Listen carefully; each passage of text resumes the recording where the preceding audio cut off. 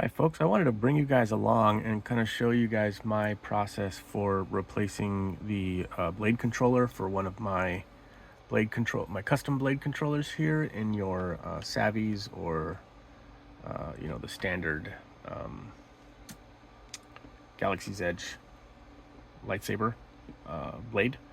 So I figured I'll break this into parts. So to begin with, I'll show you guys the process of just kind of disassembling, and then kind of walk you through it, and I'll make them in 3 separate videos. So first, I only use hand tools when dealing with these. The plastic in these is kind of chewy and really kind of pretty soft, so I don't use any even electric screwdrivers or anything like that. I use only hand tools on these because I don't want to strip anything out. I try to keep everything as close to brand new as I possibly can. I even take some steps to make sure I'm not ever putting the blade up against anything that might scratch it or anything like that, even though they're pretty resilient. But just want to keep things looking nice, because these aren't for me, these are for other people, so I want to have them looking their best. All right, so there's just 3 screws. They're Phillips head screws. You can use a regular Phillips head screwdriver as long as you make sure it'll fit inside the hole. This one happens to be a Phillips 1. This also is a power drive. I don't know if that's going to focus on that for me or not, but that happens to fit absolutely perfectly into there. And then if you have a little stubby one, that's fine, or you can use a longer one like this one, that's fine as well, as long as they get the job done. So once you have the 3 screws out, check to make sure there's not, sometimes there'll be like a warranty sticker on one side holding the 2 halves together, but you'll notice there is a seam in them. So all I do is I just kind of take my fingernail, run down the seam to try to start to get it opened. And I have never opened this one before, so some are harder to open than others, but you just kind of work on it, make that gap in there get slowly larger and larger, and then boom, it pops like that.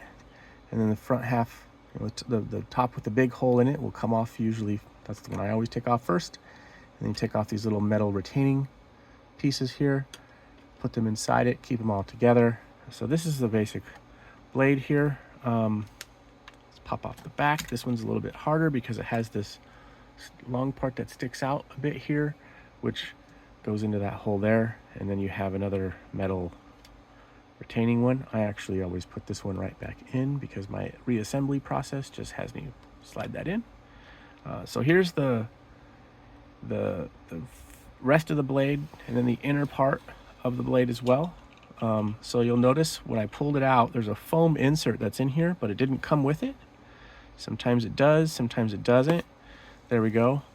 So now it just started to kind of come out. This is the foam insert I was speaking of. This helps diffuse a lot of the light that's in there.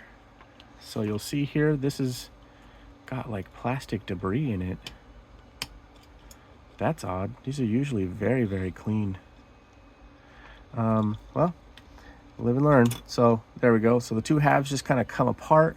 You'll notice there are alignment spikes on one side and alignment holes on the other. So you'll hear me refer to this part here that has the part that sticks up as the bottom half. So if you're following along and trying to reassemble things, I will refer to this piece here that has that profile as the bottom half. Right, so take these and we'll put these aside. Yeah, there is look at the texture on that thing. This is something, it's different. Well, they're each a little bit different. So this is the general control board here. This is the connector that goes into the bottom. You'll notice there are 2 ground connections on one side, and there is a series of connections on the other side. And the boards are simply just soldered to those connections, but pressed together while they're soldered. So that kind of helps to kind of retain them, right? So again, reassembly would be bottom half goes in, top half goes onto it, lining up the little pegs. Okay, And you're going to take your foam, slide it down, and then this would go inside. The retaining pin goes in,